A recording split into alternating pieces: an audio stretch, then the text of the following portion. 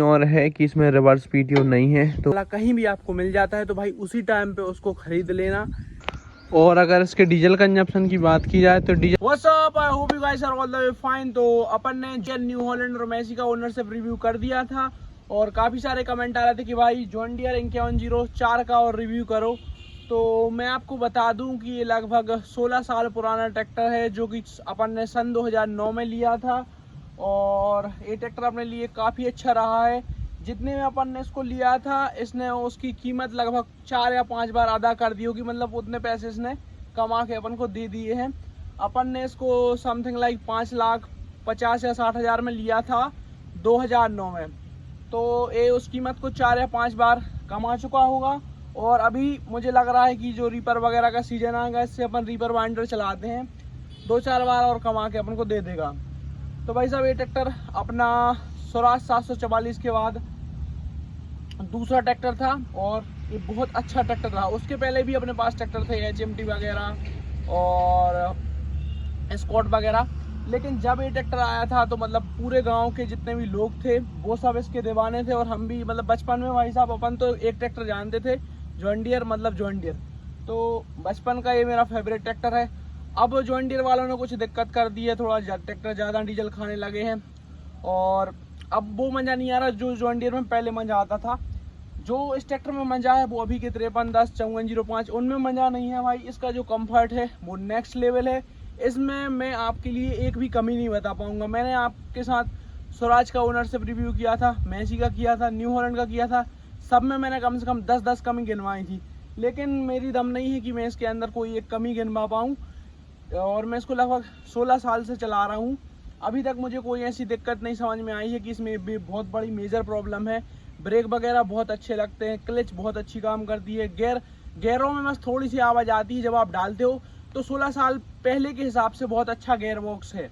अभी अगर आप देखो तो सिंक्रोमैस गेयर बॉक्स आने लगे, उस टाइम पे सारे ट्रैक्टर कॉन्स्टेंट मैस बना रहे थे और ये भी कॉन्स्टेंट मैस ही है, लेकिन बहुत अच्छा कॉन्स्टेंट मैस है।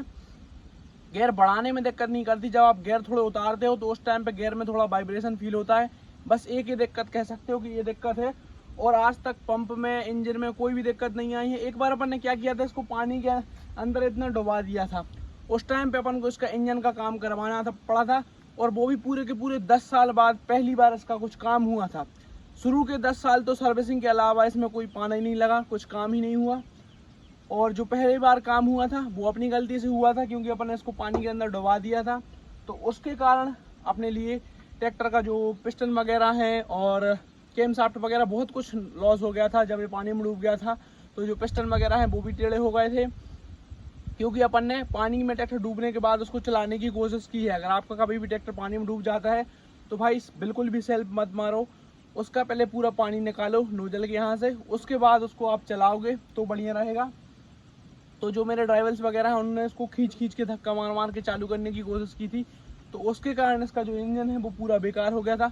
फिर अपन ने एजेंसी में जाके बढ़िया काम करवाया, उसके बाद इसमें कोई दिक्कत नहीं आई। अब अपन ने लास्ट ईयर इसके जो ब्रेक वगैरह हैं वो चेंज करवाए हैं, क्लच प्लेट वगैरह है वो चेंज करवाई है। 16 साल में अभी पहली बार इसके ब्रेक का काम हुआ है, और उसके पहले तक ब्रेक बिल्कुल टिप टॉप लगते थे। ऑटोमेटिक एडजस्टेबल ब्रेक है, मतलब अपने आप से एडजस्ट हो जाते हैं। और भाई साहब इसकी करनी है वॉशिंग, तो पहले अपन इसकी वॉशिंग करते हैं, बाकी की वीडियो अपन बाद में कंटिन्यू करेंगे। और भी काफ़ी सारी चीज़ें मुझे आपको बतानी है, लेकिन पहले अपन इसको बढ़िया से वॉश करेंगे। भाई साहब इसको लेके चलते हैं, बढ़िया से वॉश करते हैं। थोड़ा लीकेज फीकेज आपको दिख रहा है, तो ये पंप की एक सील लीक हो गई है, तो वो अपन बदल देंगे, नॉट अ प्रॉब्लम।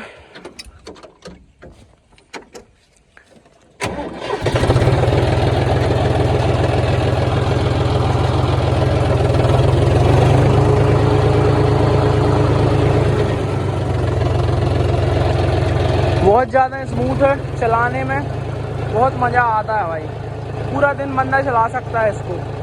और रीपर वगैरह में जैसे छोटे काम में अगर ये ट्रैक्टर आपको चलाना है तो ये आपको अगर कहीं मिल जाता है तो भाई साहब तुरंत से ख़रीद लो इसको, इसको जाने मत दो, मतलब जेम है, जेम हीरा है पूरा।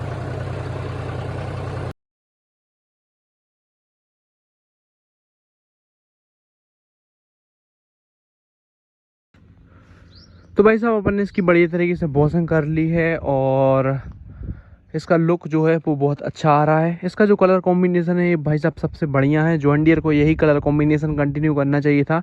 जो ग्रीन ब्लैक येलो का कॉम्बिनेशन है ये बहुत अच्छा लगता है। अब जो नए मॉडल आ रहे हैं उनमें इसको इंजन को पूरा ग्रीन कर दिया है तो वो उतना अच्छा नहीं लगता। ये ब्लैक ग्रीन और येलो बहुत अच्छा लगता था। और भाई साहब इसमें 2009 के हिसाब से बहुत सारे फीचर्स थे। 2009 में भाई साहब लोग सादे ट्रैक्टर चलाते थे ज़्यादातर। ये भाई साहब उस टाइम पे भी पावर स्टीयरिंग आ रहा था और ये देख सकते हो। अभी बाकी कंपनियों में आप देखोगे तो अभी भी कंपनियां एजेंसी में 1-2 ट्रैक्टर ऐसे खड़े रखती हैं जिनमें सादी स्टीयरिंग है, लेकिन ये भाई साहब उस टाइम पे भी पावर स्टीयरिंग दे रहा था। और जो सबसे अच्छा फीचर भाई साहब मुझे इसका लगता है, इसके जो गियर हैं, इसके गियर भाई साहब सबसे ज़्यादा यूनिक है। बाकी ट्रैक्टरों में क्या होता है, एक साइड लो और हाई रहता है और बाकी इधर रहते हैं 4 गियर और 1 रिवर्स। इसमें जो ये रिवर्स है इस साइड है ये बहुत अच्छा है। इसमें इधर रिवर्स इस फॉरवर्ड रिवर्स फॉरवर्ड, तो इसमें शटल शिफ्ट की ज़रूरत अपन को नहीं पड़ती। ये भाई साहब ऑलरेडी रेडीमेड असली शटल शिफ्ट है। जो अभी शटल शिफ्ट आ रहे हैं यहाँ पे आ रहे हैं वो भाई साहब नकली शटल शिफ्ट हैं और वो लोकल शटल शिफ्ट हैं। जो ये है ये असली शटल शिफ्ट है। इसमें आपको रिवर्स करना रिवर्स कर दो, फॉरवर्ड करना फॉरवर्ड कर दो, रिवर्स कर दो फॉरवर्ड कर दो।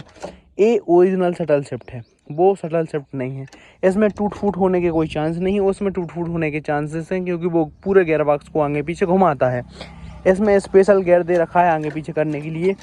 तो जॉन डियर ही सबसे पहले शटल शिफ्ट लेके आया था और बाकी फिर इसी को कॉपी किया है। हज़ारों चीज़ें हैं जो कि जॉन डियर की बाकी ट्रैक्टरों ने कॉपी की हैं। और पावर स्टीयरिंग हो गई, इसके जो गियर हैं ये हो गई। और उस टाइम पे इसमें भाई साहब पीटीओ का कोई भी गियर नहीं आता था, सीधी पीटीओ क्लच आती थी। मतलब इसमें कोई गियर नहीं है कि आप पहले गियर डालो फिर क्लच चालू करो, यही सब कुछ है, यही गियर है यही क्लच है। तो उस टाइम पे सारे ट्रैक्टरों में डुअल क्लच आ रही थी, उस टाइम पे जॉन डियर ने डबल क्लच दी थी और फिर इसी को बाकी ने कॉपी किया है। तो आप देख पा रहे हो इसी के अंदर इसका गियर है और इसी के अंदर इसकी क्लच है, 2-in-1 है। अभी तक कोई कंपनी ऐसा सिस्टम नहीं बना पाई है जो कि ये जॉन डियर के अंदर है। और भाई साहब इस हैंड एक्सीलेटर के अलग ही मज़े हैं। ऐसा लगता है कि कोई जब इसको ऐसे पकड़ते हैं तो ऐसा लगता है कि भाई साहब कोई बहुत ज़्यादा हैवी ड्यूटी चीज़ चला रहा है। बाकी ट्रैक्टरों के एक्सीलेटर में उतना मज़ा नहीं आता, इसका जो ऐसा है एक्सीलेटर पकड़ के चलाते हैं ना बढ़िया फील आती है। और जो इसका प्लेटफॉर्म है ये बहुत बढ़िया है। अब काफ़ी सारे लोग मरते हैं फ्लैट प्लेटफॉर्म के लिए, मुझे फ्लैट प्लेटफॉर्म उतना अच्छा नहीं लगता क्योंकि अपने जो पैर हैं उनको अलग अलग पोजीशन चाहिए पड़ती हैं। कभी ऊपर रख लो तो भाई साहब अपने जो इधर रेस्ट मिल जाता है, उसके बाद नीचे रख लो तो थाइस को रेस्ट मिल जाता है। तो जो प्लेटफॉर्म है वो भी भाई साहब एकदम पूरा फ्लैट नहीं होना चाहिए, थोड़ा बहुत बम्प रहना चाहिए ताकि थोड़ी बहुत अपने पैरों को एडजस्टमेंट मिले। एक ही लेवल पर रहेंगे तो फिर घुटने दर्द करने लगते हैं। और जॉन डियर की एक जो सबसे अच्छी बात है वो है भाई साहब पीछे टंकी देना। पीछे टंकी देने के काफ़ी सारे फ़ायदे हैं। पहली चीज़ तो इधर थोड़ा वेट बढ़ जाता है, 50-60 किलो और वेट बढ़ जाता है तो ग्रिपेज अच्छी आती है। और उसके बाद जो बोनट छिलने की समस्या आती है, जब अपन यहाँ पे टंकी रहती है तो बार बार यहाँ पे कैन रखते हैं और डीजल डालते हैं तो इधर काफ़ी सारी स्क्रैच आ जाती हैं, तो वो भी दिक्कत भी नहीं है, आपके बोनट पे भी स्क्रैच नहीं आएगी। इधर पीछे से बढ़िया डीजल डाल दो, कोई दिक्कत वाली बात नहीं है। अब काफ़ी सारे लोग कहेंगे कि भाई साहब जो पैसेंजर है वो सीट गड़बड़ है, तो भाई साहब ट्रैक्टर पर ज़्यादा पैसेंजर बिठाने नहीं पड़ते, बंदा एक ही चलाता है। कभी कैसे 1-2 पैसेंजर बैठ जाते हैं तो बात अलग है। अगर आप खेत में चलाते हो तो आप खुद नोटिस करते हो कि आप अकेले ही चलाते हो, तो अकेले के कंफर्ट के हिसाब से बहुत बढ़िया है ये ट्रैक्टर। और सेंसिंग में थोड़ा सा इस ट्रैक्टर ने मुझे परेशान किया है, थोड़ा सा, बस ज़रा सा परेशान किया है। वो क्योंकि ये यहाँ से गड़बड़ हो गई है, देखो बैंड हो गई है तो ये खटर खटर खटर खटर होती है। आप भी कमेंट बताओ आपके ट्रैक्टर में भी खटर खटर होती है या सिर्फ मेरे ही में हो रही है। तो सेंसिंग में मैं कह सकता हूँ कि थोड़ा सा गड़बड़ है। और काफ़ी सारे लोग कमेंट करते हैं कि भाई अब ये फीचर आ गया है ट्रैक्टर में, अब वो फीचर आ गया है।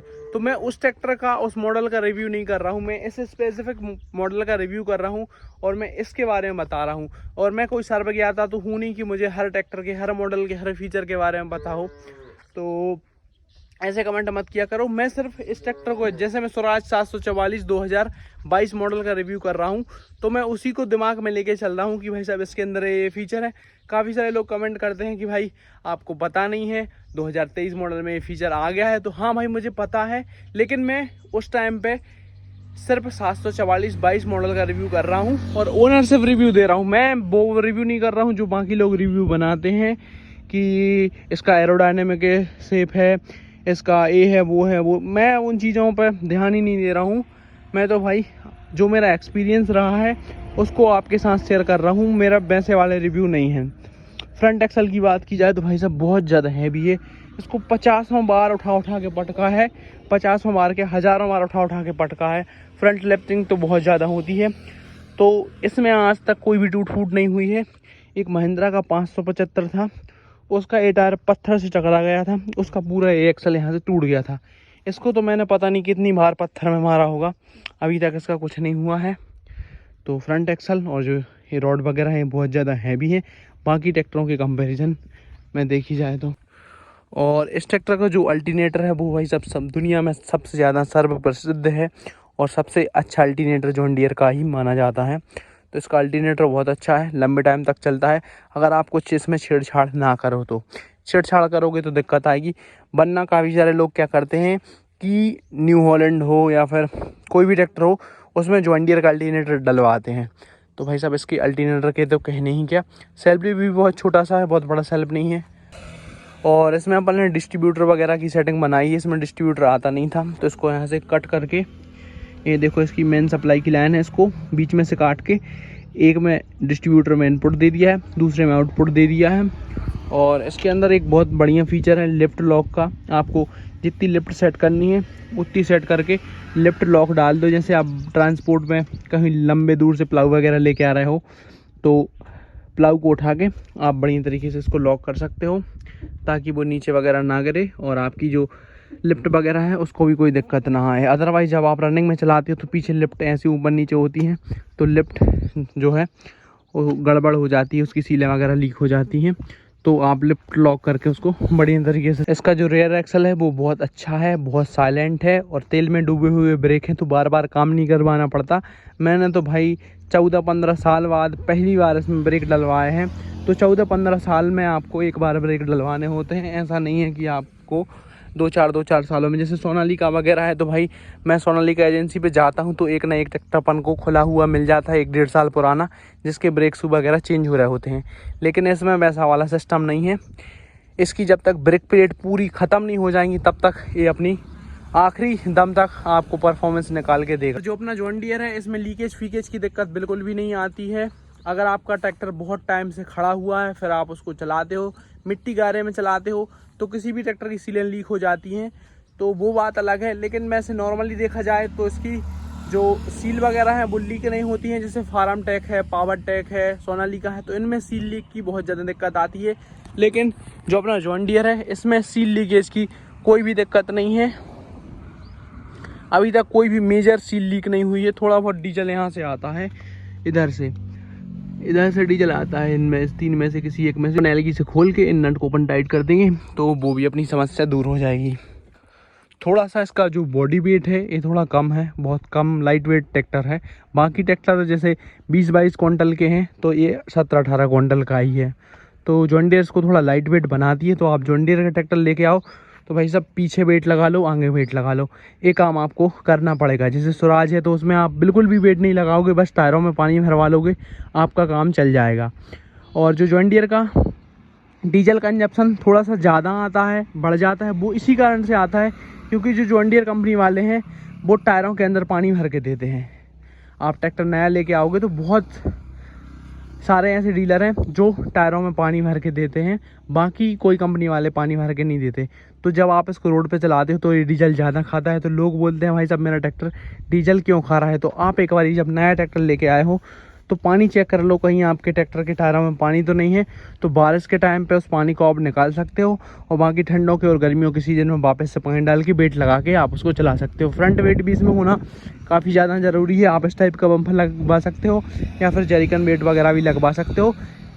वेट ब्लास्टिंग आपको ज़रूरी है अगर आपको इससे हैवी काम करने। वैसे तो हम इससे कोई हैवी काम नहीं लेते, हम इससे बस रोटावेटर चलाते हैं और ट्रॉली चलाते हैं और गेहूं कटाई वाला रीपर चलाते हैं। अगर आपके लिए रीपर वगैरह चलाना है गेहूं कटाई का या फिर मक्के कटाई का, तो आपके लिए कहीं भी 5104 ब्लैक इंजन वाला कहीं भी आपको मिल जाता है, तो भाई उसी टाइम पे उसको ख़रीद लेना। ये भाई साहब रीपर चलाने के लिए सबसे बेस्ट है, क्योंकि इसके अंदर उसके हिसाब से बहुत अच्छे फीचर है।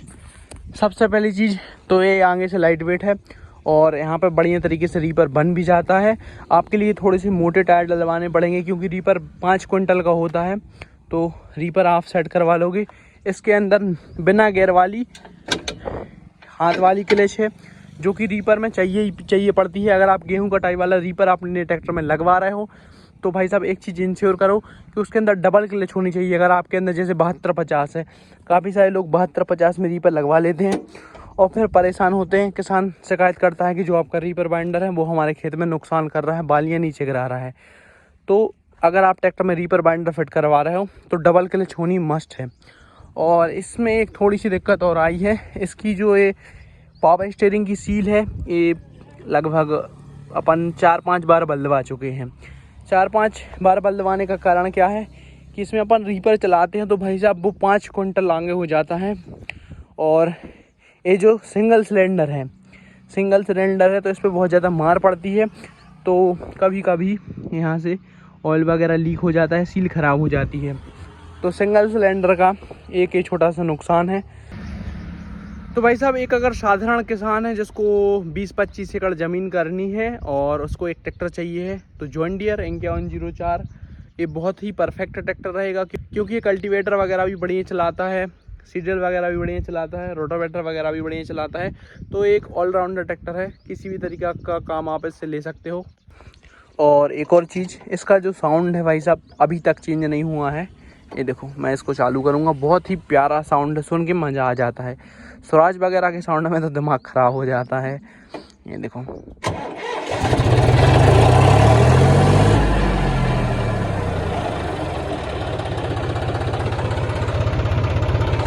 कितना प्यारा साउंड है, आहा हा, मज़ा आ गया भाई, मज़ा आ गया।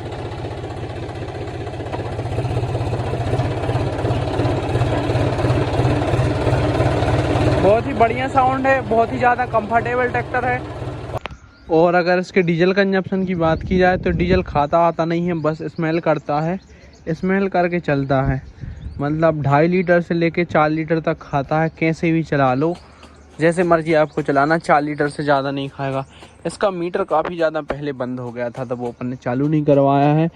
तो इसमें अगर देखा जाए तो ये 7460 घंटे चला हुआ है। तो चलने को तो भाई साहब बहुत चल गया है, मेरे हिसाब से 12-15 हज़ार चल गया होगा, क्योंकि अपन इसमें दाना वेंट ब्लास्टिंग वगैरह में भी चलाते थे। फिर इससे मतलब हर प्रकार के धंधे किए हैं। मतलब ऐसा होता था कि ये ट्रैक्टर बंद नहीं होता था, ड्राइवल बदलते रहते थे, 3-3 4-4 दिन अपन इसको बंद नहीं करते थे।